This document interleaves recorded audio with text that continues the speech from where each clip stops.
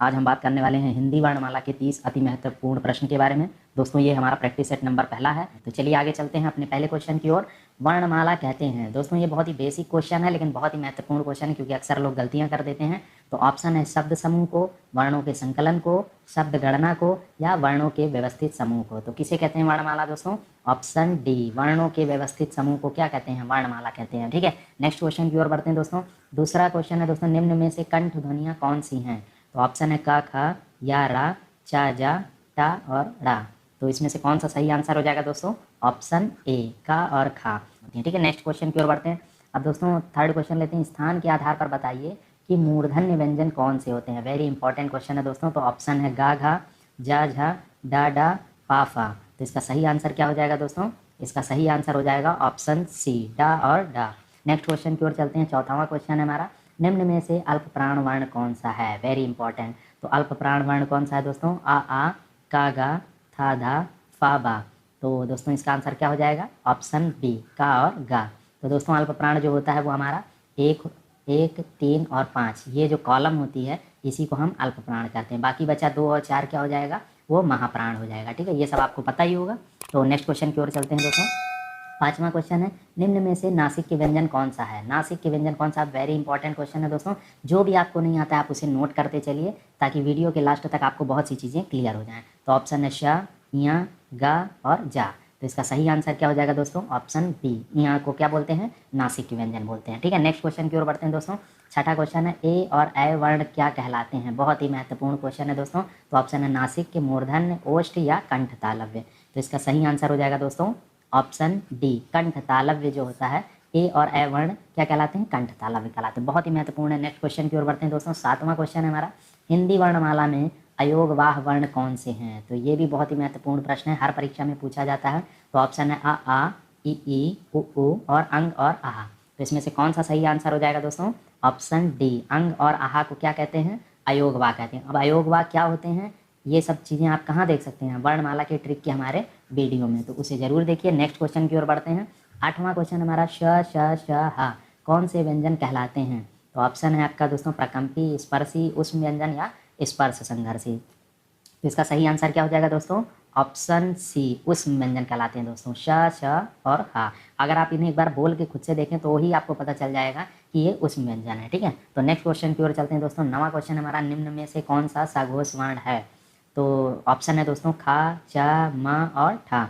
तो इसका सही आंसर क्या हो जाएगा दोस्तों? इसका सही आंसर हो जाएगा ऑप्शन बी, माँ हो जाएगा। ठीक है, अब आप लोगों को सैघोष क्या होता है ये नहीं पता तो वीडियो देखिए। बाकी मैं आपको यहाँ पे बता देता हूँ, जो सैघोष होता है वो तीसरा, चौथा और पांचवा जो कॉलम होता है उसे कहते हैं, जबकि जो अघोष होता है वो पहला और दूसरा कॉलम होता है। ठीक है, तो ये चीज़ें आप लोगों को समझ में आ गई होंगी। नेक्स्ट क्वेश्चन की ओर बढ़ते हैं। 10वां क्वेश्चन हमारा, हिंदी में मूलतः वर्णों की संख्या कितनी है? वेरी इंपॉर्टेंट क्वेश्चन है दोस्तों।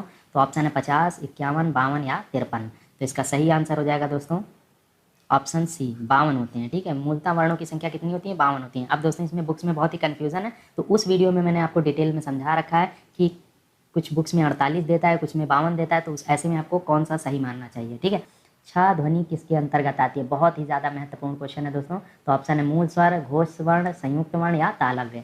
तो इसका सही आंसर हो जाएगा दोस्तों ऑप्शन सी, संयुक्त वर्ण हो जाएगा। ठीक है, छा जो होता है वो संयुक्त वर्ण होता है। संयुक्त वर्ण किसे कहते हैं दोस्तों? इसे संयुक्ताक्षर भी बोलते हैं। ये भी इंपॉर्टेंट है क्योंकि ऑप्शन में आपको वो भी मिल सकता है। ठीक है, संयुक्ताक्षर मतलब जब दो वर्णों से मिलकर जो अक्षर बनता है उसे ही हम संयुक्ताक्षर कहते हैं। ठीक है, तो छा जो है वो हमारा किसके अंतर्गत आता है? ये हमारा संयुक्त वर्ण के अंतर्गत आता है। 12वां क्वेश्चन लेते हैं, ज्ञ वर्ण किन वर्णों के संयोग से बना है? अब दोस्तों ये भी क्या है आपका? ये भी संयुक्ताक्षर ही है, जैसा अभी मैंने पिछले क्वेश्चन में भी मैं बता रहा था। ये भी 2 से मिलकर बना। तो किन से मिलकर बना है? ऑप्शन देखिए, जा, या, ये वाला, जा, धा और जा और न्या। तो इसका सही आंसर हो जाएगा दोस्तों ऑप्शन बी, जा और या। अब इसमें देखिए जो नीचे लगा हुआ हलंत, इसको जरूर ध्यान दीजिएगा। नहीं, बहुत से लोग इसको टिक करके आते हैं क्योंकि दोनों सेम लगते हैं, लेकिन यही आपका सही आंसर हो जाएगा। ठीक है, तो इसे ध्यान से देखिएगा। 13वां क्वेश्चन लेते हैं, अघोष वर्ण कौन सा है? तो ये भी बहुत ही इंपॉर्टेंट क्वेश्चन है दोस्तों। अघोष वर्ण ऑप्शन है घा, जा, हा और शा। तो इसका सही आंसर क्या हो जाएगा? ऑप्शन डी, सा हो जाएगा आपका आंसर। ठीक है, अब चूंकि दोस्तों अघोष वर्ण में आप लोगों को मैं बता ही चुका हूँ कि अघोष वर्ण कौन सा होता है? पहला, दूसरा और प्लस जितने भी शा होते हैं, शा, शा और शा, ये तीनों शा मिलकर ये शा, शा, शा और पहला और दूसरा जो कॉलम होता है ये सारे मिलकर क्या होते हैं? ये अघोष वर्ण होते हैं। ठीक है, तो ये आप लोग समझ गए होंगे। यहाँ पे सा पूछ रहा था, यहाँ पे सा ऑप्शन में दिया, इसलिए आप इसको और चलते हैं दोस्तों। 15वां क्वेश्चन लेते हैं, इनमें से संयुक्त व्यंजन कौन सा है। तो ऑप्शन को एक बार ध्यान से देखिए, इसमें से कौन सा सही आंसर होगा। अभी आपने क्वेश्चन किया था ऑप्शन बी क्या हो जाएगा। क्यों हो जाएगा, क्योंकि पता ही है आपको कि ये जा प्लस यहाँ से मिलकर बना है, ये संयुक्ताक्षर व्यंजन है, जिसे ही क्या कहते हैं, संयुक्त व्यंजन कहते हैं। बाकी ये सारे, ये कोई भी जो है वो संयुक्त व्यंजन नहीं है। नेक्स्ट क्वेश्चन की ओर चलते हैं दोस्तों। 16वां क्वेश्चन है, निम्नलिखित में से कौन सा वर्ण उच्चारण की दृष्टि से दंत नहीं है, यानी बाकी होंगे। तो देखिए ऑप्शन ता दंत है, बिल्कुल है, ना है, ये भी है, दा है, बिल्कुल है, लेकिन टा नहीं है। तो यही आपका क्या हो जाएगा, आंसर हो जाएगा, क्योंकि आपसे पूछा दंत नहीं है। तो टा वर्ग क्या होते हैं दोस्तों, जो टा होते हैं दोस्तों ये मूर्धा होते हैं, ठीक है, दंत से नहीं होकर मूर्धा से उच्चारण होते हैं। तो इसलिए ये क्या हो जाएगा, आपका डी आंसर हो जाएगा। नेक्स्ट क्वेश्चन लेते हैं दोस्तों 17वां, जिन शब्दों के अंत में आ जाता है उन्हें क्या कहते हैं। वेरी इंपॉर्टेंट है, ऑप्शन अनुस्वार, अयोगवा, अंतःस्था या अकारांत। तो इसका सही आंसर होगा दोस्तों ऑप्शन डी अकारांत, ठीक है। नेक्स्ट क्वेश्चन की ओर बढ़ते हैं दोस्तों। 18वां क्वेश्चन है, छा वर्ण किसके योग से बना है। दोस्तों ये जितने संयुक्ताक्षर हैं ये कैसे बनते हैं ये आपको जरूर आना चाहिए। तो ऑप्शन है दोस्तों, देख लीजिए ध्यान से, बी, सी और डी। तो इसका सही आंसर क्या हो जाएगा दोस्तों, ऑप्शन ए। तो इसे बिल्कुल नोट कर लीजिएगा अगर आपको नहीं पता है, क्योंकि ये संयुक्ताक्षर हैं, अक्सर इनसे क्वेश्चन बनते जरूर हैं। 19वां क्वेश्चन लेते हैं दोस्तों, हिंदी वर्णमाला में स्वरों की कुल कितनी संख्या होती है। तो ऑप्शन है 10, 11, 12 या 9। तो इसका सही आंसर हो जाएगा दोस्तों ऑप्शन बी 11। नेक्स्ट क्वेश्चन की ओर बढ़ते हैं दोस्तों। 20वां क्वेश्चन है, निम्नलिखित में कौन स्वर नहीं है। तो स्वर पहचानना बहुत ही आसान है, आ बिल्कुल स्वर होता है, ओ भी होता है, ए भी होता है, या नहीं होता है। तो यही आपका आंसर हो जाएगा, ठीक है। नेक्स्ट क्वेश्चन की ओर बढ़ते हैं। 21वां क्वेश्चन है, निम्नलिखित में कौन टा वर्ग नहीं है। अब अगर आपको टा वर्ग, चा वर्ग ये सारी चीज़ें पता होंगी तो आप बिल्कुल पहचान जाएंगे। तो ठा भी आपका होता है, डा भी होता है और डा भी होता है, घा आपका नहीं होता है टा वर्ग में, इसीलिए यही आपका आंसर हो जाएगा, ठीक है। नेक्स्ट क्वेश्चन की ओर चलते हैं दोस्तों। 22वां है, हिंदी वर्णमाला में व्यंजनों की संख्या है। तो हिंदी वर्णमाला में व्यंजनों की संख्या कितनी है दोस्तों, ऑप्शन है 30, 21, 52 या 33। तो इसका सही आंसर हो जाएगा दोस्तों ऑप्शन डी 33। नेक्स्ट क्वेश्चन की ओर बढ़ते हैं दोस्तों। 23वां क्वेश्चन है, निम्नलिखित में कौन अयोगवाह है। Very important question, very very important. Option है विसर्ग, महाप्राण, संयुक्त व्यंजन या अल्प प्राण। तो इसका सही आंसर हो जाएगा दोस्तों ऑप्शन ए विसर्ग हो जाएगा। दोस्तों अयोगवाह में दो होते हैं, एक होता है विसर्ग और दूसरा भी मैं आपको बता देता हूँ, वो होता है अनुसार, ठीक है। अब विसर्ग अनुसार क्या होते हैं ये सब मैंने उस वीडियो में बता रखा है, तो उसे जरूर देखिएगा। 24वां क्वेश्चन लेते हैं दोस्तों। छा ध्वनि का उच्चारण स्थान है, तो कौन सा है दोस्तों, ऑप्शन है दंत, ओष्ठ, तालव्य या वत्स्य। तो इसका सही आंसर हो जाएगा दोस्तों ऑप्शन सी तालव्य। क्यों हो जाएगा दोस्तों, क्योंकि ये जो होता है वो चा वर्ग का है, और जब छा क्या है, चा वर्ग में आता है, और चा वर्ग में जो भी आएंगे वो क्या होते हैं, तालव्य होते हैं, ठीक है। नेक्स्ट क्वेश्चन लेते हैं दोस्तों। 25वां, निम्नलिखित में से कौन एक संयुक्त व्यंजन नहीं है। तो संयुक्त व्यंजन नहीं है, आपको ये पहचानना है। तो छा होता है, बिल्कुल होता है, शा होता है, नहीं होता है, त्रा भी होता है और ज्ञा भी होता है। और एक ऑप्शन दोस्तों और नोट कर लीजिएगा, स्रा भी संयुक्त व्यंजन होता है, ठीक है। तो आपका आंसर क्या हो जाएगा, बी आंसर हो जाएगा, क्योंकि उसने पूछा नहीं है।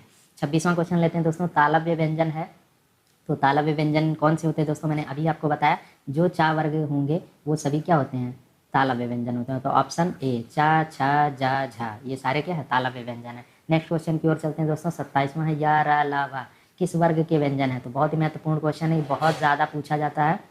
तो ऑप्शन है तालव्य, उष्म, अंतःस्था और ओष्ठ। तो इसका सही आंसर हो जाएगा दोस्तों ऑप्शन सी अंतःस्था व्यंजन कौन से होते हैं, या, रा, ला, वा।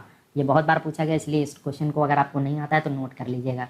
ऑप्शन है, क्वेश्चन है अनुनासिक का संबंध होता है, बहुत ही महत्वपूर्ण है। तो ऑप्शन है केवल नाक से, केवल मुंह से, नाक और मुंह दोनों से, इनमें से कोई नहीं। तो अगर आपका आंसर है केवल नाक से तो आप बिल्कुल गलत हैं, ये आंसर बिल्कुल भी नहीं है। सही आंसर है ऑप्शन सी नाक और मुंह दोनों से, ठीक है। इसमें सबसे ज़्यादा लोग गलतियाँ करते हैं, अनुनासिक नाम से ही पता चलता है नाक, तो लोग कहते हैं कि ठीक है ये नाक से ही होगा और उस पर तुक्का मार आते हैं, लेकिन दोस्तों ये नाक और मुंह दोनों से होता है, तो इसे ज़रूर नोट करिएगा।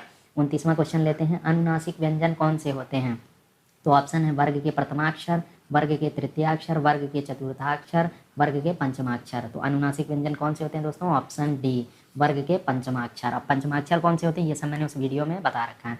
30वां क्वेश्चन जो कि दोस्तों बहुत ही महत्वपूर्ण है, लुंठित व्यंजन है। तो लुंठित व्यंजन कौन सा है, ला, रा, मा या पा। तो इसका सही आंसर क्या हो जाएगा दोस्तों, इसका सही आंसर है ऑप्शन बी रा। क्या होता है दोस्तों, लुंठित व्यंजन होता है, ठीक है। तो दोस्तों ये है हमारा आज का क्वेश्चन, भाषा निर्माण की इकाइयों का सही अनुक्रम है। तो दोस्तों ज़्यादा से ज़्यादा लोग आप लोग इसका आंसर देना, जिसका भी सही आंसर होगा मैं उसे पिन कर दूंगा, बाकी सब लोग वहाँ से देख सकते हैं। मुझे उम्मीद है आप में से बहुतों को ये क्वेश्चन आता ही होगा।